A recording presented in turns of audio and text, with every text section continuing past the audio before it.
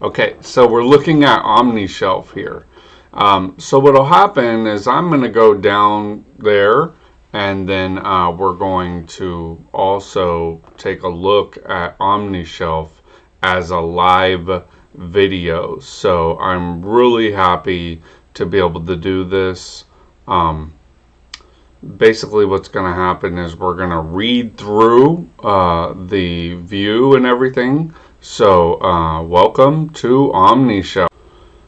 Now from the beginning you'll see a cloudy kind of library video. You just got to click on the screen and it'll have you go to OmniShelf, Ancient Wisdom for Modern Minds. If you click enter and you go to the Esoteric Library, you'll be able to see a list of all of the Richard Duke de Palatine material that I'm offering for free, and that I will be doing commentaries just like this on throughout the time that I have in this, kind of life that I'm living, doing esoteric commentary.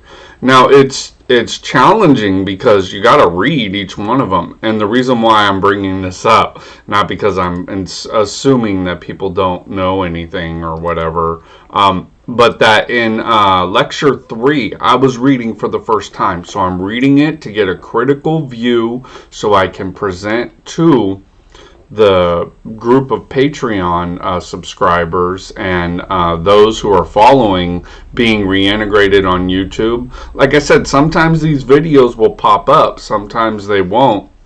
But on my Patreon, you'll always see when I post. And then also, there's other efforts that are being done. But OmniShelf, a lot of these videos will start to just arise on OmniShelf. And right now I'm doing the Duke de Palatine material because, that's very important to me. I was given archival access to all of these documents, and now I have fully been a good custodian for Richard Duke de Palatine.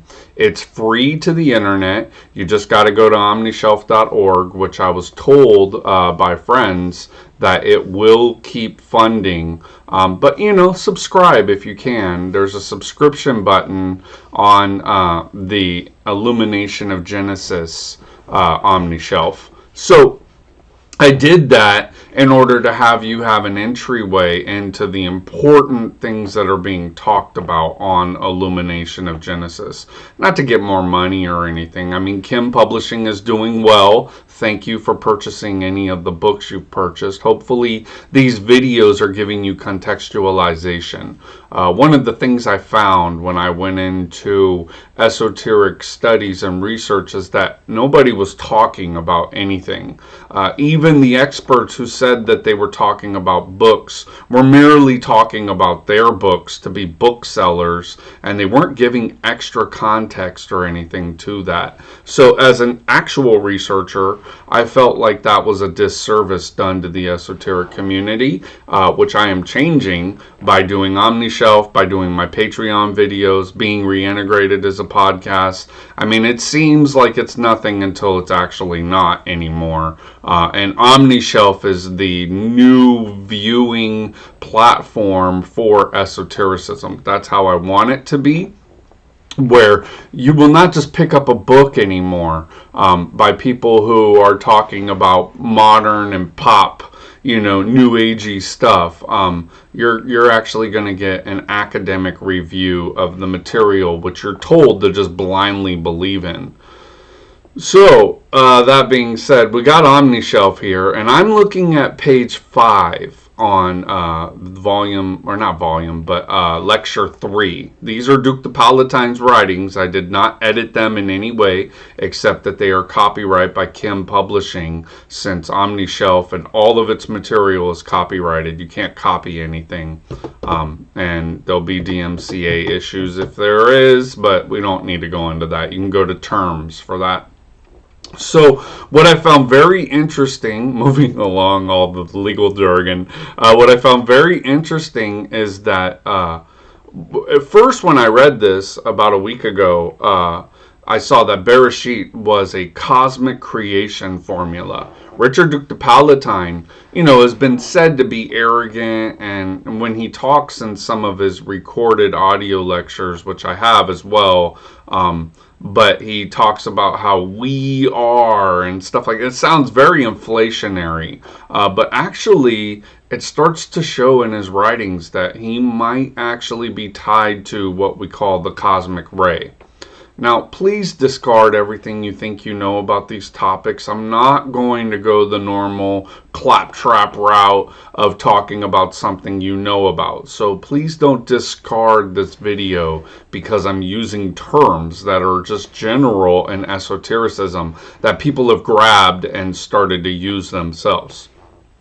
So I'm not anti-Semitic, I'm not pro-Semitic, I don't have any stances like that. I found in the Madhyamaka Pasangika Buddhism talk that basically what happens is you take no position. When you take no position, it forces other people to take a position over your non-position because people can't stand not taking positions of something being neither true nor not true. The position that you take is usually to advocate one of these stances. So anyway, Bereshit, as it's been talked about before, has never been revealed in the way that Duke de Palatine did. And it's so subtle, but I found it in my Max Theon work too, when I translated The Way of Kabbalah by Pascal Thamales, I think his name is. I found that the Way of the Kabbalah teaches about a similar vein of thought that there's a pre-cosmic tradition that predates the Moses law-binding Kabbalah and Jewish writings, and it's the Ezra tradition according to Amadou, which is what Illuminism of Genesis is about. Anyway, Bereshit is a cosmic creation formula. I'm getting back here. It takes a moment. So if you look at page 4 on the Duke de Palatine lecture we're talking about, it says Ein Sof is the one. And I've never ever seen that said in any Kabbalah, any esotericism, that one is a concept beyond our understanding. O-N-E, not the number one, but O-N-E, which is very easy to say that omnity is, Keter. And that's not exactly what Duke de Palatine is saying here. He's saying that Ein Sof is the one. And in the Max Theon material, they go through Ein Sof like crazy. That's why I'm so excited to be able to have OmniShelf and do this work. And then furthering that thought, I thought, okay, well, maybe I'm just misreading what the lecture is saying. He doubles down and he says, Yahovah is an archangel. And I was like, uh-oh, this is not good. That Yod-He Vav-He is an archangel, according to Duke de Palatine. But really what got me is this cosmic doctrine right here. Planets, on page 5, I put the page down so we can talk about it. Planets emanate from the Trinity, come from the dual, and principles came from the one unknown. That is so profound that I've been reading von Welling, George von Welling, his, I might say this wrong, his Opus Kabbalisticum Theosophicum or whatever. Anyway, Opus Magio Kabbalisticum Theosophicum. Basically, it's a commentary on Genesis. So it's a Rosicrucian approved, Golden Rosenkreuz commentary on Genesis. Now, the Golden Rosenkreuz were a German theosophical / Rosicrucian group which, practiced all what they practice, and I don't want to go into it. But what I do want to say is that there's a distinction between the scientific rationalists and the actual Rosicrucians of the realm of Eckhart Schauschen. Eckhart Schauschen was a Illuminati member, but he was also a Rosicrucian adept.